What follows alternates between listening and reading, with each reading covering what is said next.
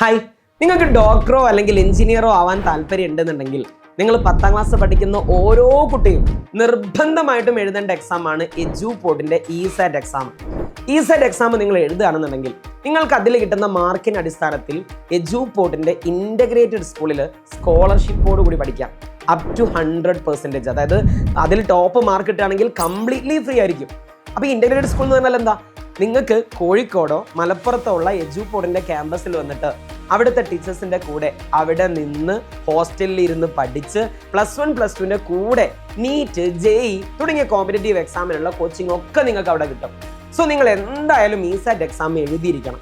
ഇസാറ്റ് exam നിങ്ങൾ വേറെ ഏതെങ്കിലും ജില്ലയിൽ പോയിട്ടാണ് എഴുതേണ്ടത്? ഓൺലൈൻ ആയിട്ടാണോ എഴുതേണ്ടത്? അല്ല, ഓഫ്ലൈൻ ആയിട്ട് നിങ്ങളുടെ സ്വന്തം ജില്ലയിൽ അവിടുത്തെ ഒരു സെന്ററിൽ വെച്ചിട്ട് നമുക്ക് എക്സാം എഴുതാം. September 21-നാണ് exam. സോ ആ എക്സാമിൽ ഫിസിക്സിന്റെ ഭാഗത്ത് നിന്ന് വരുന്ന സിലബസ് ഞാൻ പറഞ്ഞുതരാം. ഫിസിക്സിൽ നിങ്ങൾ 10ാം ക്ലാസ്സിലെ ഓണം എക്സാമിന്റെ പോർഷൻസ് ആണ് പഠിക്കേണ്ടത്. അതായത് നമ്മുടെ ഒന്നാമത്തെ പാഠം സൗണ്ട് വേവ്സ്, ശബ്ദ തരംഗങ്ങൾ. രണ്ടാമത്തെ പാഠം ലെൻസുകൾ. മൂന്നാമത്തെ പാഠം vision and world of colours, കാഴ്ചയും വർണ്ണങ്ങളുടെ ലോകവും. ഈ പാഠത്തിൽ primary colours and secondary colours, പ്രാഥമിക വർണ്ണങ്ങളും ദ്വിതീയ വർണ്ണങ്ങളും വരെ.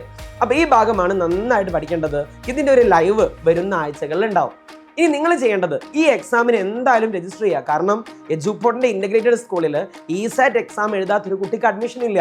സോ എന്തായാലും താഴെ കമന്റ് ബോക്സിൽ ഉണ്ടായിരിക്കും, ആദ്യത്തെ കമന്റിൽ ആദ്യത്തെ ലിങ്കിൽ ഉണ്ടായിരിക്കും ഈ എക്സാമിനുള്ള രജിസ്ട്രേഷൻ ഫോം.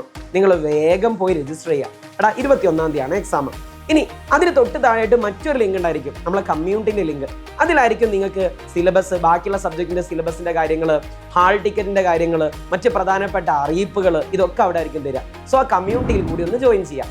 ഏതായാലും നിങ്ങളുടെ സെന്ററുകളിലൊക്കെ നിങ്ങളെ കാണാൻ ഞങ്ങളും വരുന്നുണ്ട്. സോ അവിടെ വെച്ച് കാണാം. എല്ലാവരും രജിസ്റ്റർ ചെയ്യുക. ബൈ.